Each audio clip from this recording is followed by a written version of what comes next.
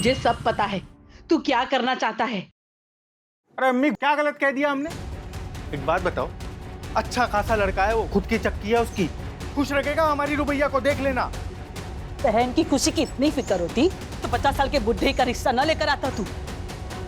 अभी उसकी अम्मी जिंदा है उसका ख्याल रखने के लिए। अरे तो कब तक जिंदा? अरे अम्मी, समझने की कोशिश करो, घर के हालत पता है ना क्या है हमारे, देख नहीं सकती है वो। कोई लड़कों की लाइन नहीं लगने वाली यहाँ पे उसके लिए। देखना मैं उसका निकाह ना।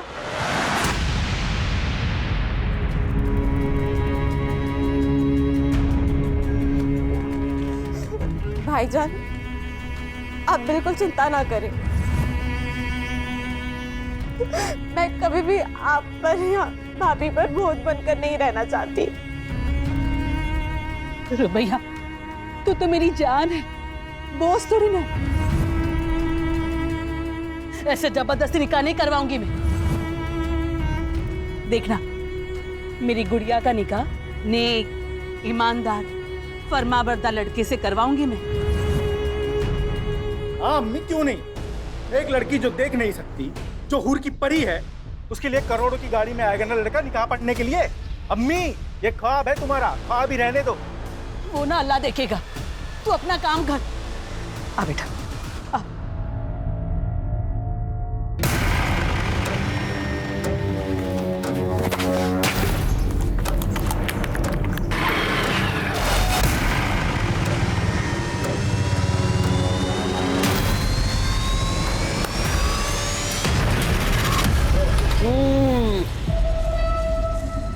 अरे होने वाले साले साहब, मसला कहाँ तक पहुंचा? आमिर भाई, बात ऐसी है कि अम्मी और रुबैया से बात की, लेकिन उन्होंने इनकार कर दिया। 50 साल के बुड्ढे के साथ तुम्हारी बहन का रिश्ता कैसे हो सकता है? यही ना? ये तुम लोगों ने अच्छा नहीं किया यूनुस। आमिर भाई, ऐसा है कि आप खामखा में नाराज हो रहे हैं। मैंने अपनी तरफ से पूरी कोशिश की जितनी कर सकता था। मैं अपनी बहन के साथ आपका जबरदस्ती निकाह नहीं पढ़वा सकता। चलता हूं मैं।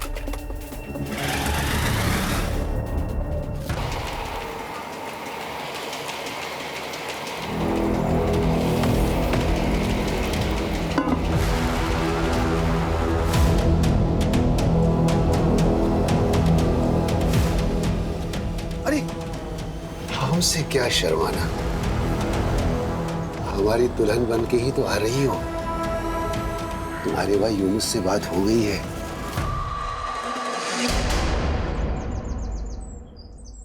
गुलरेज, कितना सुनना पड़ा हमको तुम्हारी वजह से, पता है? तो ऐसा काम करता ही क्यों है कि सुनना पड़े? गुलरेज, आ गई बुढ़िया। ए गुलरेज। अरे खानम, आओ आओ। सलाम वालेकुम। वालेकुम अस्सलाम, आओ बैठो।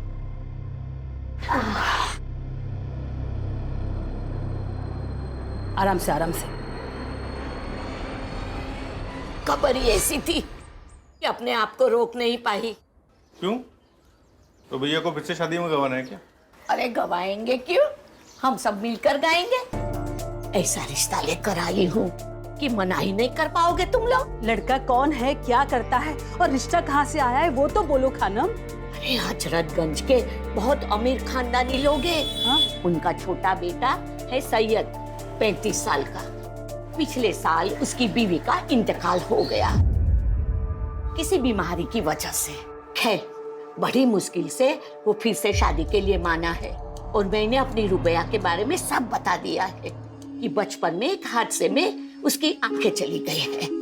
उन्हें कोई एतराज तो नहीं है ना कि रुबैया देख नहीं सकती? ना ना मेरी जान, उन लोगों को कोई इतराज नहीं है। रुबैया बेटा, अल्लाह ने मेरी सुन ली।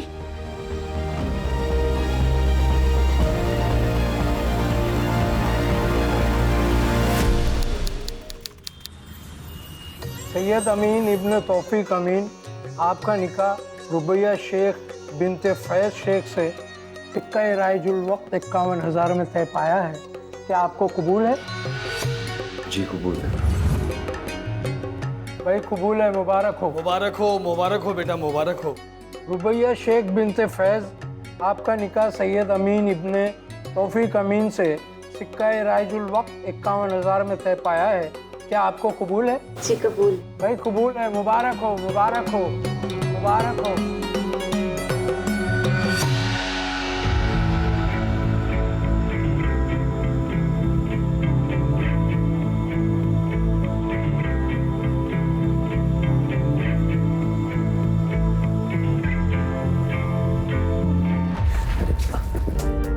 क्या कर रही हो?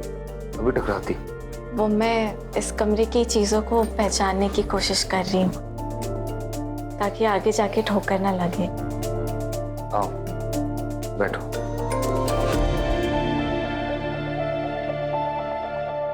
फंक्शन वगैरह से ना बहुत थक गए हो, नींद भी बहुत आ रही है।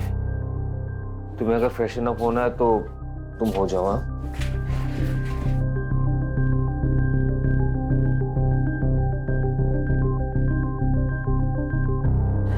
आपसे एक बात पूछूं? आपको सच में कोई एतराज तो नहीं है ना कि मुझे दिखाई नहीं देता?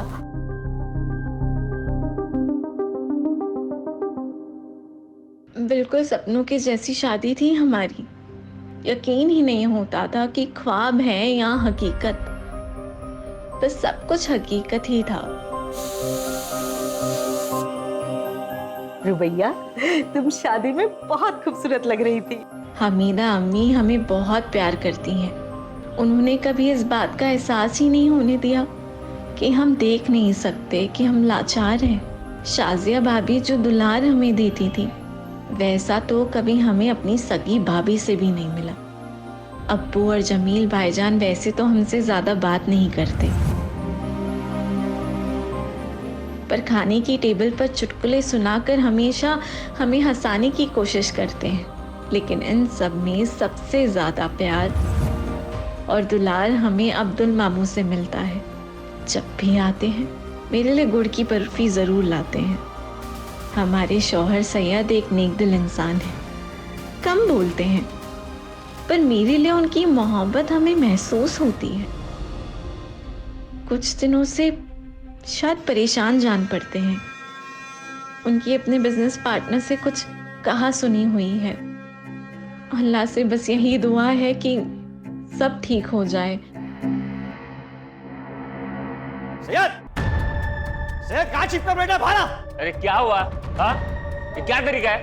तू मुझे मेरा तरीका मत समझा। एक मिनट केतन, केतन बेटा तुम घर में हो, इतना क्यों गुस्सा हो रहे हो? क्या बात? ये सब आप अपने बेटे से पूछिए। इसने मुझसे बिना पूछे कंपनी के अकाउंट से 5 करोड़ रुपए निकाले। वो पैसे मेरे। वो पैसे मेरे हैं, मैंने निकाल लिए। क्या करेगा अभी तू? चल निकाल। चल चल चल। अपनी हथौड़ मत करो। जमीन मुझे मेरे पैसे चाहिए, वरना क्या? वरना तुम्हारा और तुम्हारी बीबी का राज सबको बता देंगे।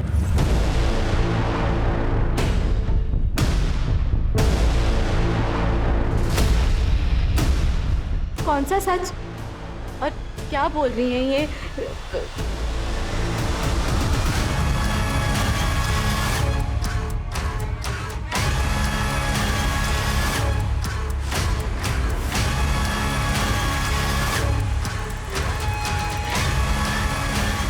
अम्मी, ये केतन कौन सी राज के बारे में बात कर रहे थे?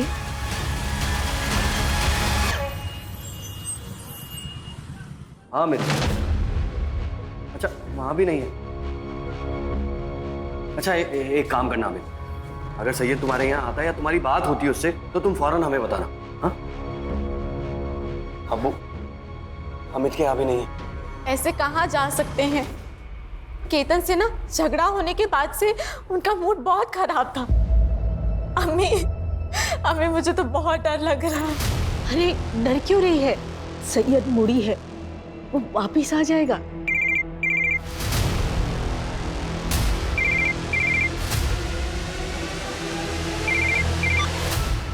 हेलो साहब मैं दामोदर साहब, फैक्ट्री का वॉचमैन। सैयद साहब यहाँ पे खून मिलत मत पड़े साहब। क्या? ए साहब सब सब सैयद साहब सब ये देखिए साहब, ये देखिए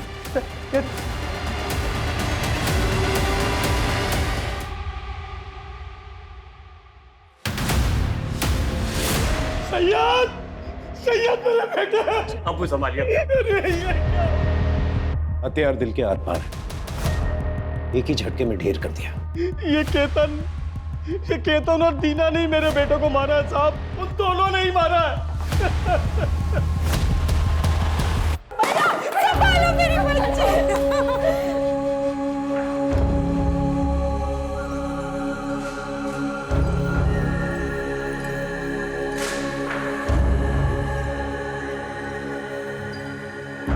कुछ रोज पहले केतन आया था दीना के साथ मेरे घर पर। उसने सैयद को धमकी दी थी कि अगर सैयद ने उसके पैसे वापस नहीं किए तो पता नहीं सैयद का कौन सा राज खोल देगा वो। मुझे मेरे पैसे चाहिए वरना क्या? वरना तुम्हारा और तुम्हारी बीबी का राज सबको बता देंगे। किस राज की बात कर रहा था, हमें कुछ समझ ही नहीं आया।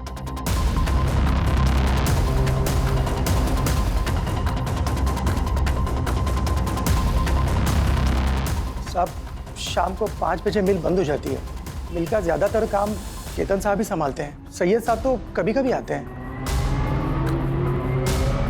सर सब कुछ छान मारा लेकिन कहीं भी कोई ऐसा निशान नहीं जिससे लगे कि यहाँ झगड़ा हुआ है। वॉचमैन वगैरह से पूछताछ कर लिया, किसी को कुछ नहीं पता। बॉडी को पोस्टमार्टम के लिए भेजो और फैमिली मेंबर्स को इन्फॉर्म करो, जब तक का इंक्वायरी पूरी नहीं हो जाती ये फैक्ट्री बंद रहेगी। और ये केतन और दीना उन्हें पुलिस थाने लेकर आओ, बाकी फैमिली मेंबर से तुम बात करो। यस। कॉल रिकॉर्ड्स चेक किए हैं आप लोगों के? 12 से 1 फैक्ट्री में क्या कर रहे थे? ऐसा क्या काम आ गया? सैयद से कौन से राज फाश होने की बात कर रहे थे तुम लोग? मुझे मेरे पैसे चाहिए वरना क्या? वरना तुम्हारा और तुम्हारी बीबी का राज सबको बता देंगे। मुझे नहीं पता कि वो किस राज के बारे में बात कर रहे थे। मैं तो खुद सुन के हैरान थी। सच सच बताओ, सैयद को क्यों मारा? सर हमने सैयद को नहीं मारा। हाँ हम दोनों फैक्ट्री गए थे, कुछ काम था, लेकिन जब हम दोनों वहां पहुंचे तो सैयद की लाश वहां पहले से पड़ी हुई थी। और पुलिस को ये बात बताना जरूरी नहीं समझा तुमने? सर हम डर गए थे क्योंकि सैयद के साथ सुबह ही हमारा झगड़ा हुआ था, तो लोगों को यही लगता कि हम दोनों ने ही कुछ किया है, इसके लिए हमने किसी को कुछ भी नहीं बताया। राज की बात? सर कोई राज नहीं, वो तो ऐसे ही हमने उसे डराने के लिए कहा था, पर मैंने उसे किसी से बात करते हुए सुना था कि ये बात मेरे परिवार वालों को नहीं पता चलनी चाहिए। देखो ये बात मैं अपने घर वालों को नहीं बता सकता। आप मैं समझ रहा हूँ लेकिन तुम मेरी बात तो समझो ना। पर वो बात क्या है वो हमें नहीं पता।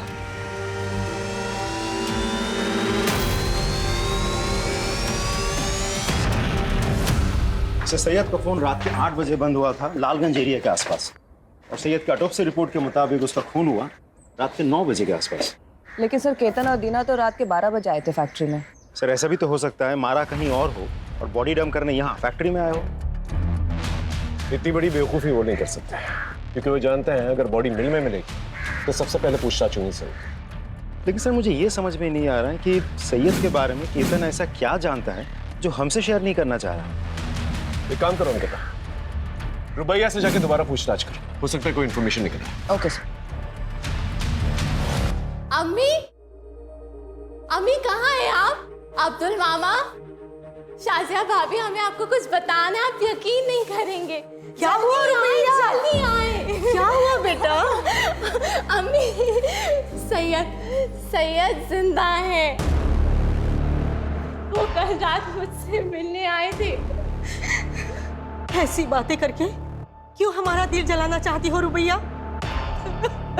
रुबैया की बातों पर ध्यान मत दो, वो अभी होश में नहीं अबू मैं सच कह रही हूँ, सैयद जिंदा है। वो कल रात को मुझसे मिलने आए थे। हाँ बेटी, हाँ बच्ची समझ रहा हूँ मैं, तुझसे बहुत प्यार करती थी इसीलिए तुझे ऐसा लग रहा है। नहीं, आप लोग मेरी बात का यकीन क्यों नहीं कर रहे? सैयद जिंदा है, मैं सच कह रही हूँ, मेरे सैयद जिंदा है। ना ही मैं झूठ बोल रही हूँ, ना ही मैं पागल हूँ मैडम, मेरे सैयद जिंदा है। वो रात को मुझसे मिलने आए थे और देखना आज भी आएंगे। आपको जल्दी मेरी बातों पे यकीन हो जाएगा, मेरे सैयद जिंदा है। अब मैं इसे कैसे यकीन दिलाऊं कि इसका सैयद अब इस दुनिया में नहीं? देखिए मैं समझ सकती हूँ कि पति के जाने का इन पर गहरा असर हुआ है। आप जल्दी इन्हें अच्छे से थेरेपिस्ट को दिखाइए। सैयद,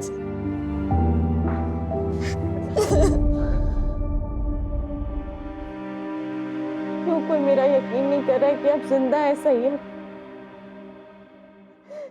कहीं ये मेरी कोई गलतफहमी तो नहीं?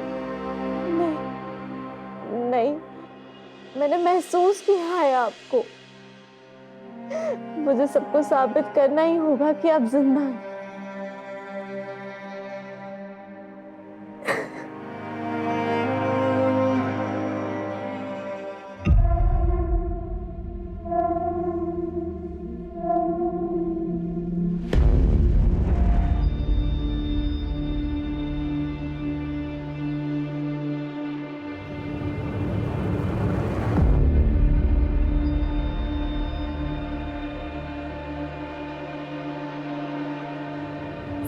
सैयद,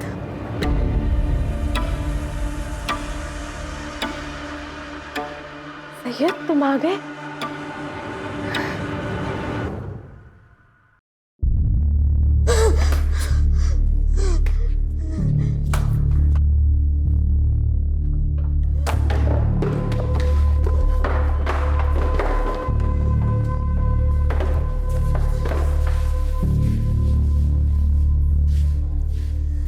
अम्मी समझा करो, हमको घर बेचना ही पड़ेगा। नहीं बेचेंगे ना तो खाने के भी लाले पड़ जाएंगे। दुकान बंद हो गई है तो दूसरा काम कब मिलेगा उसका कुछ पता नहीं है। रुबैया का फोन है। हाँ रुबैया, बोल मेरी बच्ची, तू ठीक है ना? अम्मी, मैं आप लोगों के यहाँ पे थोड़े दिन हरदोई रहना आना चाहती हूँ। यूनुस भाई को कहिए ना कि मुझे लेने आएंगे। हम नहीं जाएंगे, लखनऊ से वापस आने में पूरा दिन चला जाता है हमारा। कोई बात नहीं, मैं खुद ही आ जाऊंगी। आप उस यूनुस भाई को कहिए ना कि मुझे बस स्टॉप पे लेने आ जाए। मैं 10 बजे की बस पे बैठ के ना 12:30 बजे तक पहुंच जाऊंगी। हाँ बेटा, लेने आ जाएगा। हाँ तू आजा बेटा, चले जाना। ऐसे अचानक जाना है तुम्हें? क्या हुआ? सब ठीक तो है ना? हाँ, सब ठीक है। बस मुझे मेरी अम्मी की याद आ रही है। मैं समझ सकती हूँ, अब्दुल मामू अभी आने ही वाले होंगे, वो तुम्हें छोड़ देंगे। नहीं, आप टेंशन ना लें। मैंने भाभी से कहकर कैब बुक करा दी है। मैं खुद ही चली जाऊंगी।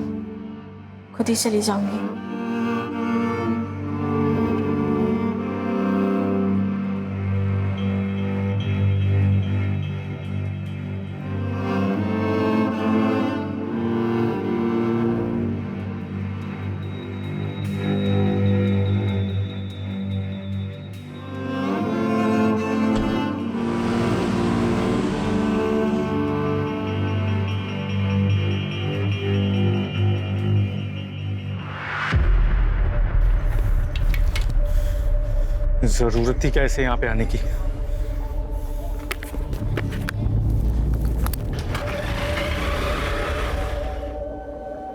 आ जाओ हरदोई, चलो जल्दी।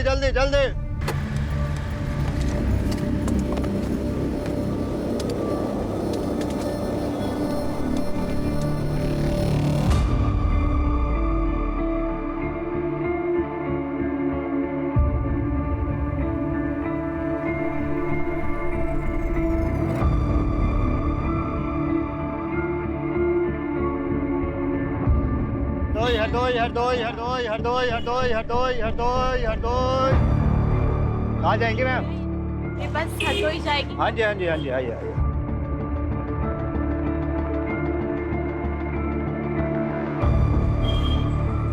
चलिए आराम से। चलिए। आराम से। एक सेकंड, आगे आइए, यहाँ बैठिए। हाँ चलिए अंदर की तरफ। हाँ बैठ जाइए, मैं आपका सामान यहीं रख देता हूँ, ठीक है? चलो भाई, बैठ गए सब लोग? अपना सामान रख लो ठीक से, ठीक?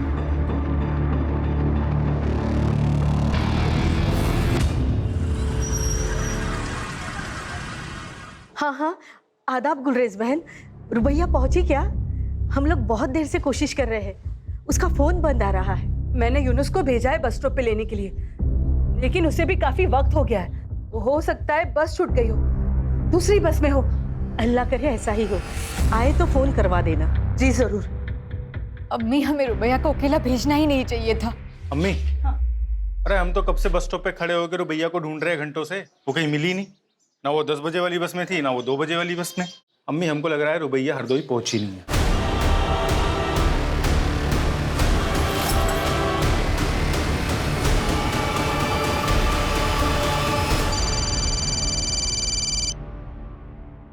हाँ बोलो। क्या?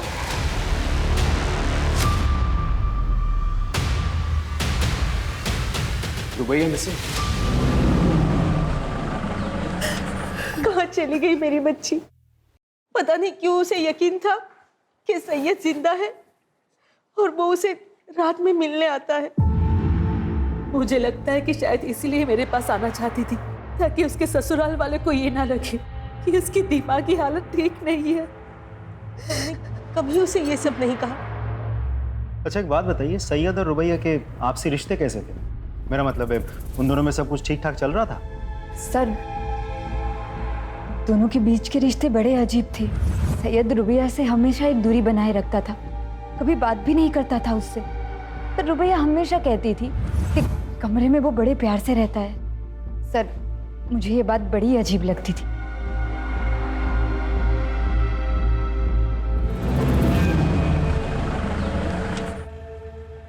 सर, रुबैया के घर वालों से बात करके मुझे समझ में आया कि सैयद और रुबैया के बीच रिश्ते सही नहीं थे।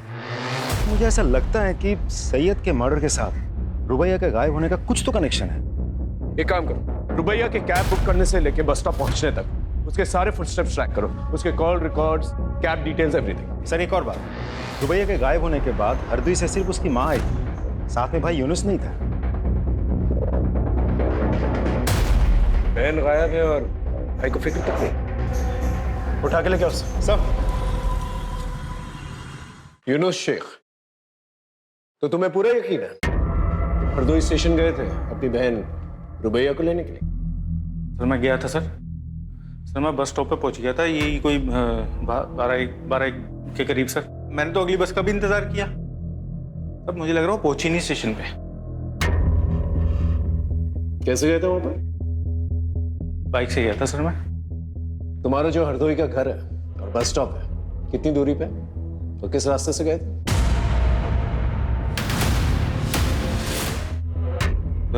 दूरी तो सर यही कोई 10 किलोमीटर की दूरी पे है सर। और फिर आता है सबसे पहले राउदी चौक आता है, और फिर उसके बाद एक बड़ी सी बाजार आती है सर, उसके बाद बस स्टॉप। नहीं सर, उससे पहले ही एक बड़ा सा आम का बाग भी आता है, उसके बाद आता है 2 किलोमीटर की दूरी पे है बस स्टॉप।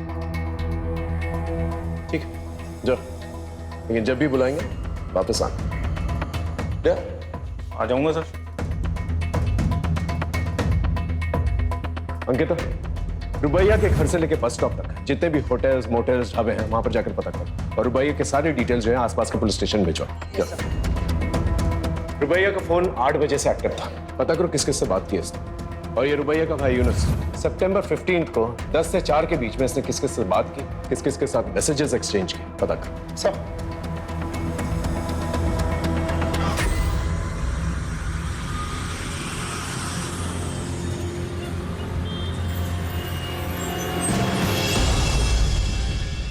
रुबैया को छोड़ने के 3 दिन के बाद तू काम पर लौटा है। आता 3 दिन तक। रुबैया कहां पर है? बोल। कौन रुबैया? ये गांव गया था, बाप बीमार है, आप फोन करके पता कर लो। और रही इस लड़की की बात, मैंने उसको बस में छोड़ा, वो बस में बैठी और मैं वहां से चला गया। तूने उसे बस में बैठते हुए देखा था? साहब, मैडम को दिखाई नहीं देता था, इसलिए वहां पे तब तक मैं रुका रहा जब तक वो बस में बैठ नहीं गई। वो खिड़की की तरफ बैठी थी। लेकिन साहब, आप लोग मुझसे क्यों पूछ रहे हैं ये सब? मैंने कुछ नहीं किया।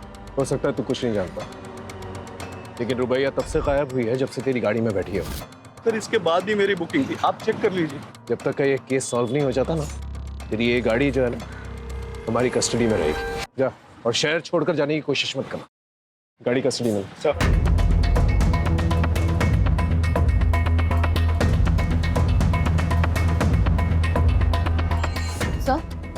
सर हमने लोकल पुलिस स्टेशन से पूछताछ की, लेकिन रुबैया अमीन ने किसी भी होटल में चेक इन नहीं किया है सर हमने सीसीटीवी फुटेज भी चेक किया और यहाँ तक मॉर्ग जाकर उसके कदकाठी के डेड बॉडीज भी चेक किए सर, लेकिन रुबैया का कहीं कुछ पता नहीं चला। तो आखिर ये रुबैया हरदोई बस स्टॉप से गई कहाँ? चल ले। मैं नहीं जाऊंगी। ऐसे कैसे नहीं जाएगी? चल। मैं इस गंदगी का हिस्सा कभी नहीं बनूंगी। कैसे नहीं बनेगी? कमल भाई, अबे चुप कर एक मिनट।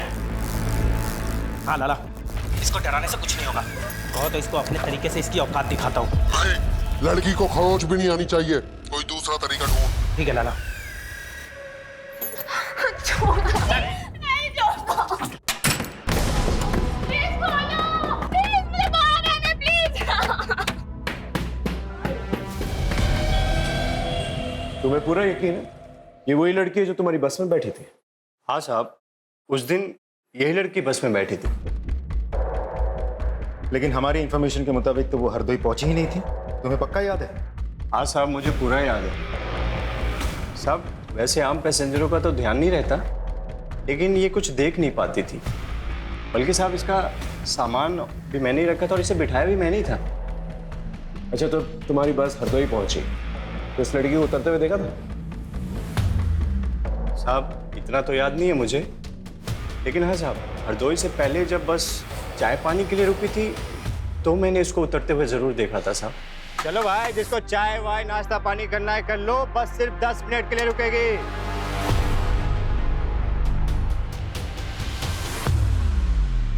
अच्छा, इस लड़की को दोबारा बस पे चढ़ते हुए देखा था आपने? हाँ सर, हमने देखा था।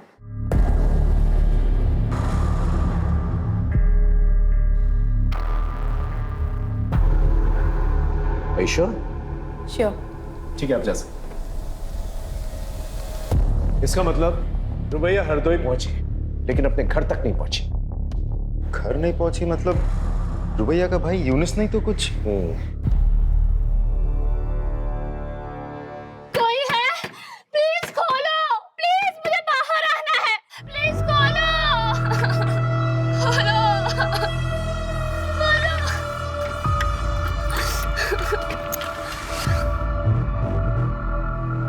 आज कस्टमर लेकर आ रहा हूँ, जरा से भी चालाकी करने की कोशिश की ना। तुम लोग जो बोलोगे वो मैं करूंगी। मेरी हालत इसकी तरह मत करना प्लीज। तैयार करके लेके आ। झूठ बोलता है? हाँ, तेरे कॉल रिकॉर्ड चेक किया हमने। तू हरदोई बस स्टॉप गया ही नहीं था। क्यों नहीं गया था? रुबैया को घर लाने क्यों नहीं गया था? कर गया था सर मैं। तो मेरी बीवी है ना बानो, तो रोज लड़ती थी रुबैया की वजह से, और इस बार उसने मुझे धमकी दी थी, बोला था कि अगर रुबैया घर में आई ना तो घर छोड़ के चली जाएगी। क्या करता सर मैं? नहीं गया फिर।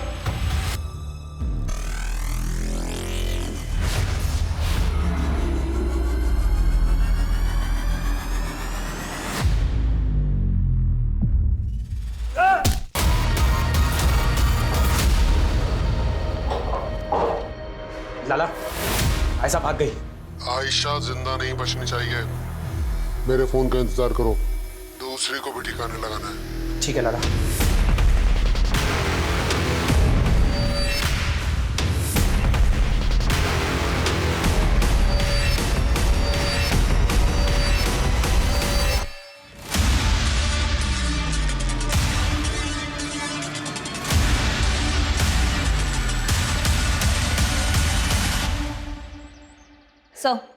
सर हमने रुबैया के ससुराल वाले की सीडीआर चेक की सर। उनमें से 15 सितंबर को सैयद का भाई जमील, उसकी लोकेशन रुबैया के लोकेशन से मैच हो रही है।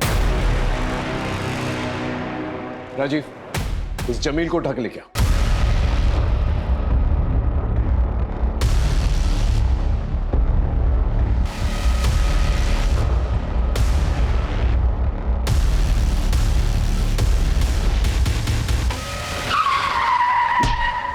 सर, जमील का एक्सीडेंट हो गया, उस पर किसी ने गाड़ी चढ़ा दी है।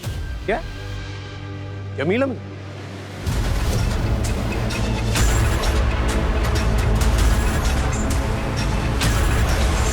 हमने तुम्हारे बैंक स्टेटमेंट्स चेक किए। तुमने बहुत सारे ट्रांजैक्शंस जो हैं बबल क्लब्स में किए। पहले हमें यह लगा कि शायद तुम हॉलिडे मनाने के लिए अपनी बीवी के साथ इस क्लब में जाते हैं, लेकिन जब हमने क्लब में फोन किया तो पता चला तुम अपनी बीवी के साथ गई बल्कि सैयद के साथ वहां जाते थे। तो चल क्या रहा था तुम्हारा और सैयद? हाँ, देख सच बता दे। एक ही फैमिली के 3 मेंबर्स के साथ हादसा हुआ है, कोई भी झूठ बहुत भारी पड़ेगा तुझे। सर मैं बाइसेक्सुअल और सैयद गे था। हम दोनों एक दूसरे को डेट कर रहे थे और वो मुझे पैसे भी देता था। हम दोनों एक दूसरे के साथ बहुत खुश थे, लेकिन फिर पता नहीं एक दिन सैयद ने अचानक से आकर कहा कि वो दूसरी शादी कर रहा है और वो ये रिलेशनशिप को कंटिन्यू नहीं कर सकता। सर वो क्लब में अकेले जाने लगा, लोगों से मिलने लगा, उन्हें डेट करने लगा। सर उसने मुझे पैसे भी देना बंद कर दिया। रोज ऑफिस में हमारे झगड़े होने लगे और हमारे डिफरेंसेस लोगों के सामने आने लगे। और ये सब देखकर मेरी पत्नी दीना वो मुझसे सवाल करने लगी थी, इसीलिए उसके लिए मैंने जानबूझकर सैयद को धमकाया। लेकिन एक बात समझ में नहीं आई, सैयद की बीवी रुबैया, वो उसके साथ 1 साल तक खुश कैसे थी और 1 साल तक सैयद का सच उसे कैसे नहीं पता चला?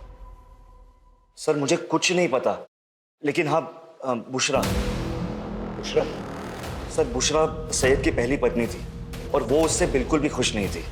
वो उसे डिवोर्स देना चाहती थी, लेकिन वो बोटिंग एक्सीडेंट में मारी गई। राजीव,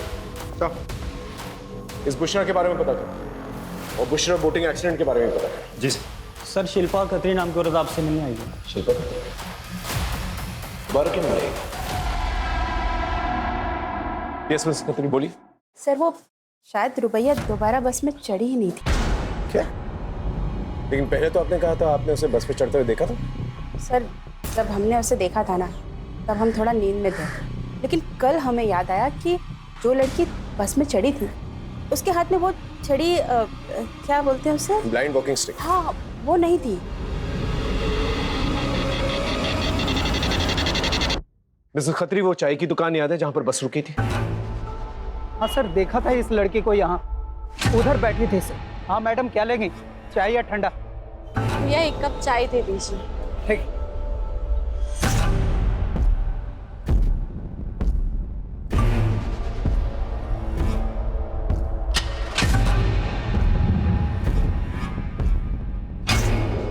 तो तुम कह रहे हो एक आदमी आया था उससे मिलने के लिए, फोन पे उससे बात करवाई और वो लड़की उसके साथ चली गई? जी सर। उस आदमी की शक्ल याद है? नहीं सर, शक्ल तो नहीं याद है, लेकिन हाँ सर उसकी काली काली दाढ़ी थी और यही बैठा हुआ था सर। और उधर दूर में एक ब्लू कलर की बहुत बड़ी गाड़ी थी सर। ये आदमी लड़की को गाड़ी में लेकर गया, उसमें 2 लोग बैठे हुए थे और गाड़ी चली गई सर। ठीक है, थैंक यू। सर रुबैया जिसके भी साथ गई है अपने भरोसे से गई है। नहीं, उसने उस पर भरोसा नहीं किया जिसके साथ गई, उसने उस पर भरोसा किया जिससे उसने फोन पर बात की। वो हरदोई अपनी अम्मी के घर पहुंचना चाहती थी, अपनी अम्मी को शायद कुछ बताना चाहती थी, लेकिन वो हरदोई पहुंच नहीं पाई। 15 सितंबर को जो ब्लू गाड़ी के बारे में बता रहा था ये, टोल प्लाजा जाके उसके बारे में पता करो। ये सच है अंकल, सैयद को लड़कियों में कोई दिलचस्पी नहीं थी और ये बात सैयद की पहली पत्नी बुशरा को भी पता था। झूठ है ये सब। बुशरा सैयद के बच्चे की माँ बनने वाली थी। रुबैया और सैयद दोनों बहुत खुश थे और आप कह रहे हैं कि उसे औरतों में कोई कुछ भी कहेगा आप उसका विश्वास कर लेंगे? अरे वो हमारे घर का बच्चा था।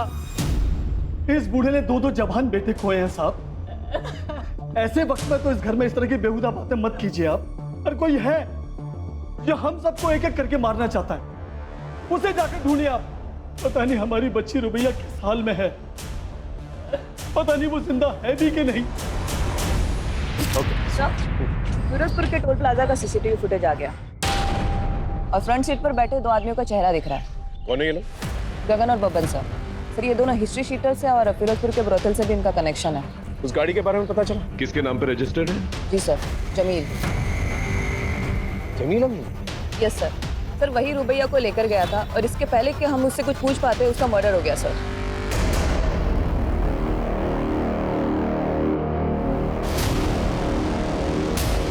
Hello police station. इसकी सांसें तो चल रही, इसको हॉस्पिटल लेके चलना होगा। एक और लाश।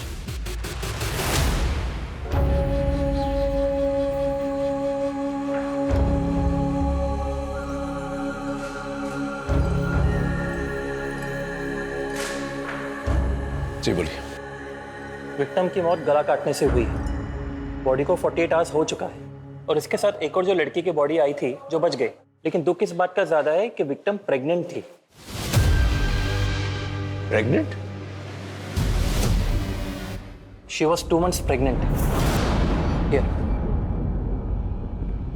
लेकिन ये कैसे हो सकता है? इसके पति को मरे हुए तो 3 महीने हो चुके हैं। सैयद जिंदा है, वो कल रात को मुझसे मिलने आए थे। सर क्या हो रहा था इसके साथ उस घर में? कहीं इस बच्चे का बाप जमील तो नहीं? कहीं वो रुबैया के अंधेपन का फायदा तो नहीं उठा रहा था?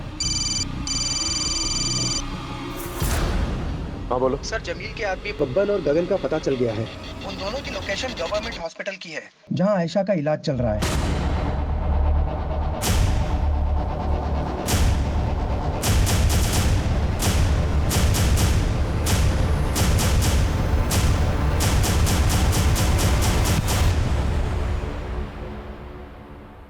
किसने कहा था उसे मारने के लिए? किसके कहने पे मारा? बोल। सर हम तो दल्ले सर, कोटे पे लड़कियों का सौदा करते। ऐसा वहां से भाग गई थी, बहुत साड़ी बनती थी सर। बोल। रही बात रुबैया की, रुबैया को जमील भाई लेकर आए थे, उन्होंने उसको पकड़ा सर, उन्होंने मारा होगा, हमने कुछ नहीं किया, यकीन कीजिए। कोठे पे ले जाकर क्यों? कोटा किसका है? कोठा किसका है? बोल। कोटा जमील भाई और लाला का है। लाला कौन? कौन लाला? कौन लाला? बोल। लाला यानी अब्दुल मामू का।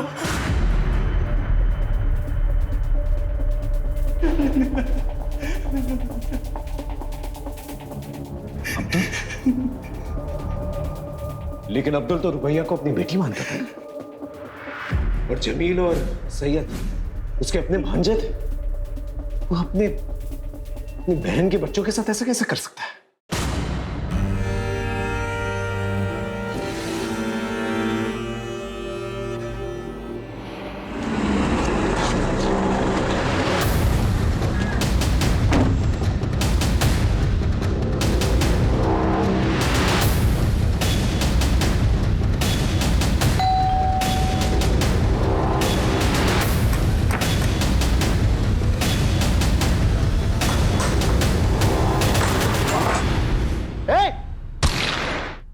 गर्दन पर गोली लगी है, हॉस्पिटल लेके जाओ। सर लेकिन अब्दुल ये सब करेगा ही क्यों? और इन सब में जमील कैसे फंस गया? सर, क्या चल रहा है मुझे कुछ समझ में नहीं आ रहा है। अजीब पहेली है। सैयद की पहली बीवी बुशरा, वो भी प्रेग्नेंट थी ना सर, और उसकी मौत बोटिंग एक्सीडेंट में हुई थी। सबका जवाब हमें इशारों में मिलेगा। सर सन 2020 में भी भूषण अमीन ने अपने पति और ससुर के खिलाफ रिपोर्ट लगाई थी। ये देखिए रिपोर्ट। सैयद के खिलाफ तो कंप्लेन समझ में आती है, लेकिन तौफीक अमीन के खिलाफ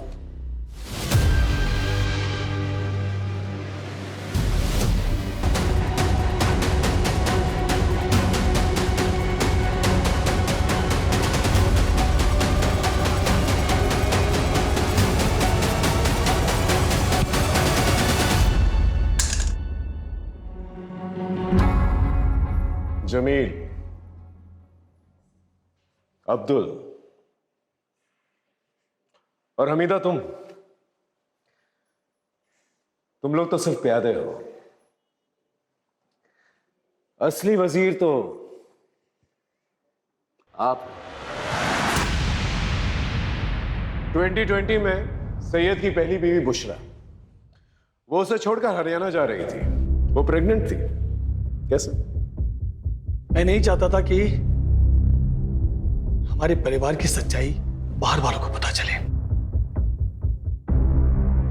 हमारे अपने खून, हमारे अपने छोटे बेटे सैयद को लड़कियों में कोई दिलचस्पी नहीं है। मैं चाहता था कि वो एक अच्छी सी लड़की के साथ निकाह करके इज्जतदार जिंदगी बसर करे, इसलिए मैंने बुशरा के साथ उसका निकाह करवाया। लेकिन नहीं, सैयद का दिमाग नहीं बदला, और एक दिन जिस बात का डर था वही हुआ। बुशरा को सच्चाई पता चल गई। उसने ठान लिया कि दुनिया को वो सच्चाई बता देगी। मैं कैसे होने देता ये सब? अबू, अब मुझे मेरे भाई से बात करनी है, मैं घर चली जाऊंगी। अब खुदा के लिए मुझे यहाँ से जाने दीजिए, ताकि तू हमारे खानदान का नाम बदनाम कर सके। पर मैं तेरा वो हाल करूंगा कि तू यहाँ से जाने लायक नहीं रहेगी। चल चल बुशरा चुपचाप सब कुछ सहती रही, लेकिन अचानक एक दिन वो भाग गई और वहां जाकर उसने मेरे और सईद के खिलाफ पुलिस स्टेशन में रिपोर्ट लिखवा दी। इसलिए बुशरा को तो रास्ते से हटाना ही था। उसके बाद हम दोनों ने जैसे तैसे सैयद को दूसरे निकाह के लिए मनाया। रुबैया हमारे परिवार के लिए एकदम सही थी, वो देख नहीं सकती थी। सैयद रात को घर में होता नहीं था। हम सैयद का इत्र लगाकर रुबैया के कमरे में जाता था। रुबैया को कोई शक नहीं होता था, वो सिर्फ इतना पूछती थी, सैयद तुम आ गए?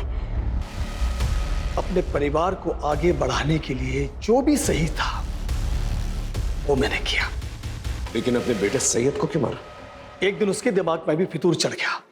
आपको ये बात समझ में क्यों नहीं आती कि मुझे लड़कियां नहीं लड़के पसंद है, और इसमें कोई गलत बात नहीं है। देखो, आप उस लड़की के साथ जो करना चाहते हो आप करो, उससे निकाह करनी है, उसके साथ सोना है, उसके साथ घूमने फिरना जाना है, जो करना है करो, लेकिन मुझे अपनी सच्चाई के साथ जीना है और मैं अपनी सच्चाई सबको बता के रहूंगा। सिंपल है। और मैंने अब्दुल से सैयद को मरवा दिया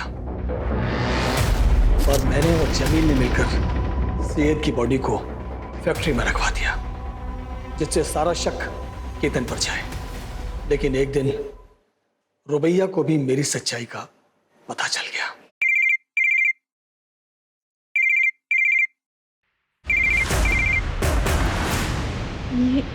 ये रिंगटोन तो अब्बू के फोन की है। अब्बू? और सैयद के मरने के बाद भी मैं ही था वो जिसे वो सैयद समझ रही थी। उसके बाद मैंने जमील को रुबैया के पीछे लगा दिया। हमारे अब्बू ने जो तुम्हारे साथ किया उसके लिए हम बहुत शर्मिंदा है रुबैया। अच्छा रुबैया, तुम हमारे साथ चलो, बस में जाना तुम्हारी जान के लिए खतरा है। और ये अब्दुल मामू भी तुमसे बात करना चाह रहे थे।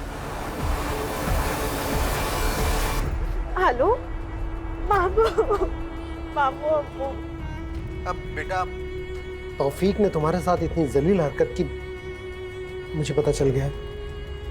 तुम एक काम करो, जमील के साथ यहाँ चली आओ। ठीक है। और अब्दुल से कहा कि रुबैया को भी मार दो। माफ कर देना मेरी बच्ची, अगर तौफीक का कर्जा मुझ पर नहीं होता तो मैं ये कभी नहीं करता। मैंने जो कुछ भी किया अपने खानदान की इज्जत बचाने के लिए किया।